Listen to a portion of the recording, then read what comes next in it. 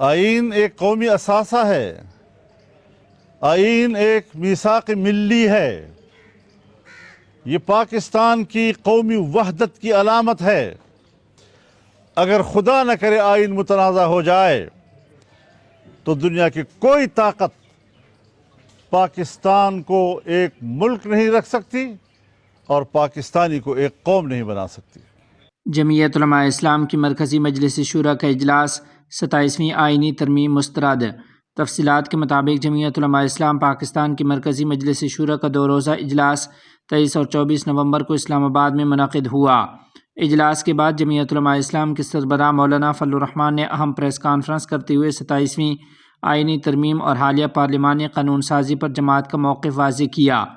مولانا فضل الرحمان صاحب نے کہا کہ پاکستان کا آئین قرآن و سنت کی بالادستی کا تقاضا کرتا ہے اور آئین کی بنیاد قرارداد مقاصد ہے، اسی لیے ہر قسم کی قانون سازی اسلامی اصولوں کے مطابق ہونا ضروری ہے۔ انہوں نے کہا کہ آئین پاکستانی قوم کی وحدت کا میثاق ہے، جس کی حرمت اور توازن برقرار رکھنا تمام اداروں اور سیاسی قوتوں کی مشترکہ ذمہ داری ہے۔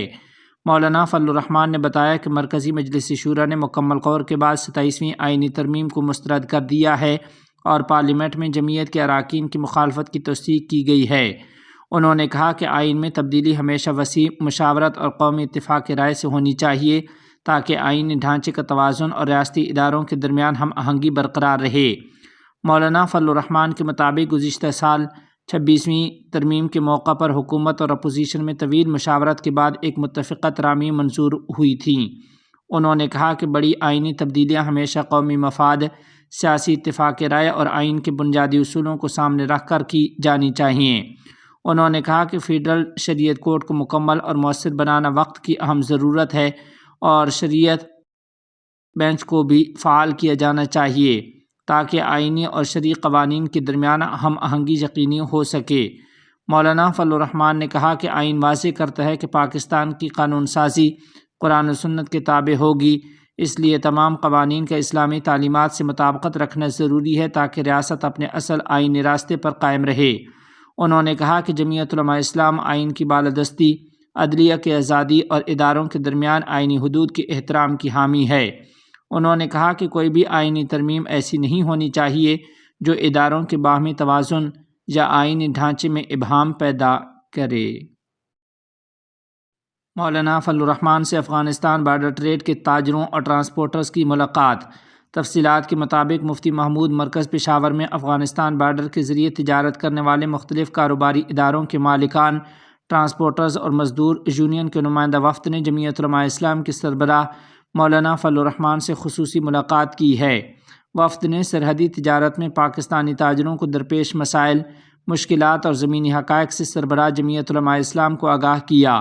تاجروں نے بتایا کہ بارڈر پر انتظامی رکاوٹوں، پالیسی مسائل اور تجارتی تاخیر کے باعث کاروبار شدید متاثر ہو رہا ہے، جس کا براہ راست اثر روزگار اور مقامی معیشت پر پڑ رہا ہے۔ مولانا فضل الرحمان نے وفد کے تحفظات غور سے سنے اور مکمل ہمدردی کا اظہار کیا۔ انہوں نے یقین دہانی کرائی کہ وہ تاجروں کو درپیش مسائل کے حل کے لیے ہر ممکن تعاون فراہم کریں گے اور اس معاملے کو اعلیٰ سطح پر مؤثر انداز میں اٹھایا جائے گا تاکہ بارڈر ٹریڈ کا نظام بہتر ہو اور تاجروں کو ریلیف مل سکے۔ ملاقات میں تاجروں نے مولانا فضل الرحمان کے تعاون اور دلچسپی پر اظہار تشکر کیا اور امید ظاہر کی کہ ان کی آواز مؤثر پلیٹ فارمز تک پہنچے گی۔ گزشتہ روز 25 نومبر 2025 عیسوی کو عصر کی نماز کے بعد گوئن گھاٹ کے یونین جمعیت کی جانب سے گورکچی بازار میں ایک عظیم عوامی اجتماع منعقد ہوا، جس کی صدارت دارالحدیث چٹوگرام مدرسہ کے محتمم مولانا فخر الاسلام صاحب دامت برکاتہم العالیہ نے کی، جبکہ نظامت کے فرائض مولانا اسماعیل احمد شاکر صاحب نے انجام دیے۔ اجلاس کے مہمان خصوصی ایڈوکیٹ محمد علی تھے اور مرکزی خطاب گوئن گھاٹ فضلاء کونسل کے سابق نائب چیئرمین مولانا غلام انبیاء قیس صاحب دامت برکاتہم العالیہ نے کیا۔ تقریب میں بطور خاص دارالسلام دارالحدیث لافناؤٹ مدرسہ کے ناظم تعلیمات مولانا فیض الکریم، چٹوگرام مدرسہ کے تعلیمی سیکرٹری مولانا مامون الرشید، مولانا رفیق احمد، مولانا ابو بکر، مولانا عبد المنان، مولانا ذاکر حسین، مولانا سہیل احمد، حافظ ولیق الرحمن، مولانا عبداللہ المحفوظ، مولانا ہلال احمد، مولانا شمیم احمد، مولانا عبدالشکور اور مولانا کوثر احمد سمیت دیگر علماء بھی شریک تھے۔ اجلاس میں دینی و سماجی امور پر روشنی ڈالی گئی اور عوام کو اصلاح معاشرہ کے لیے متحد رہنے کی تاکید کی گئی ہے۔ ہندوستان کی تعمیر و ترقی کی تاریخ مسلمانوں کی جدوجہد و قربانی کے بغیر نامکمل۔ المعہد العالی الاسلامی حیدرآباد میں 3 روزہ قومی سیمینار اختتام پذیر۔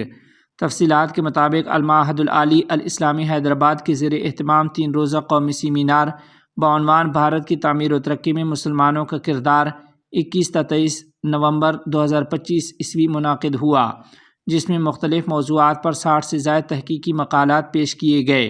سیمینار اس واضح حقیقت کے ساتھ اختتام پذیر ہوا کہ ہندوستان کی تعمیر و ترقی کی تاریخ مسلمانوں کے علم و عمل، جدوجہد، قربانی اور ایثار کے بغیر مکمل نہیں ہو سکتی۔ سیمینار کی مختلف نشستوں میں ملک بھر کے علماء کرام، دانشوروں، مورخین، ماہرین تعلیم، محققین اور سماجی و سیاسی رہنماؤں نے اظہار خیال کرتے ہوئے اس حقیقت کو اجاگر کیا کہ مسلمان نہ صرف بھارت کے معمار اول رہے ہیں بلکہ آج بھی اس کے استحکام، امن اور ترقی کے مضبوط ضامن ہیں۔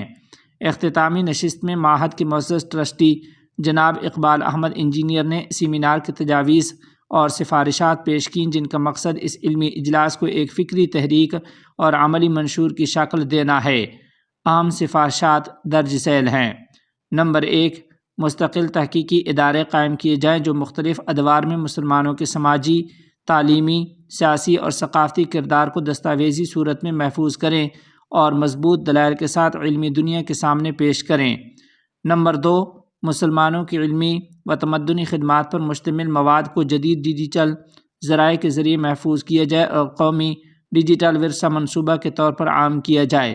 مقالات کو موضوعاتی انداز میں ملک کی مختلف زبانوں میں شائع کیا جائے۔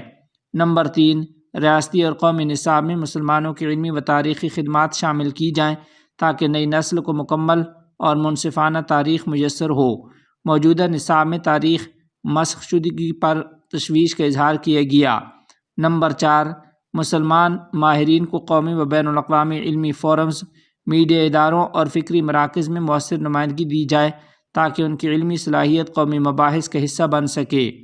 نمبر 5، حکومت اور سماجی ادارے ترقی ہنر، کاروباری معاونت اور تعلیمی وظائف کے ذریعے مسلمانوں کی اقتصادی خود کفالت کو مضبوط کریں۔ نمبر 6، مکالمہ اور تعاون کے فروغ کے لیے بین المذاہب ہم آہنگی کے مراکز قائم کیے جائیں تاکہ ملک میں اتحاد، برداشت اور امن کو تقویت ملے۔ نمبر 7، ہندوستانی مسلمانوں کی تعلیمی و سماجی حالات پر مبنی معتبر اعداد و شمار کے ساتھ تحقیقی رپورٹس وقتاً فوقتاً شائع کی جائیں تاکہ پالیسی سازی میں حقیقی بنیاد فراہم ہو۔ نمبر 8، اردو، فارسی، عربی اور دیگر مسلم علمی ورثے کو جدید وسائل کے ذریعے فروغ دیا جائے تاکہ تہذیبی خود اعتمادی میں اضافہ ہو۔ نمبر 9، مسلمان اپنے کردار و عمل میں قرآن و سنت کی اخلاقی روح کو نمایاں کریں، حب الوطنی کو ایمان کا حصہ سمجھتے ہوئے بھارتی آئین کی پاسداری اور ملک کی ترقی میں بھرپور حصہ لیں۔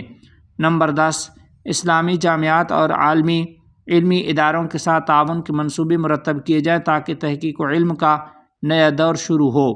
نمبر 11، مسلمانوں کو جمہوری اداروں، عوامی انجمنوں اور سماجی تنظیموں میں فعال شرکت کی ترغیب دی جائے۔ نمبر 12، مدارس و جامعات میں قیادت اور شہری ذمہ داریوں کی تربیت کے پروگرام شروع کیے جائیں۔ اختتامی اعلان میں کہا گیا کہ بھارت کی تعمیر و ترقی میں مسلمانوں کا کردار محض ماضی کا باب نہیں بلکہ مستقبل کی ضمانت ہے۔ دعا کی گئی کہ یہ تجاویز عمل کی شکل اختیار کریں اور ملک کی وحدت، امن اور ترقی کا ذریعہ بنیں۔ صدارتی خطاب میں مولانا عتیق بستوی دامت برکاتہم نے کہا کہ مسلمانوں کے مذہبی رہنماؤں نے ہر دور میں اتحاد بین المذاہب کی کوششیں کی ہیں اور یہ جدوجہد آج بھی جاری ہے۔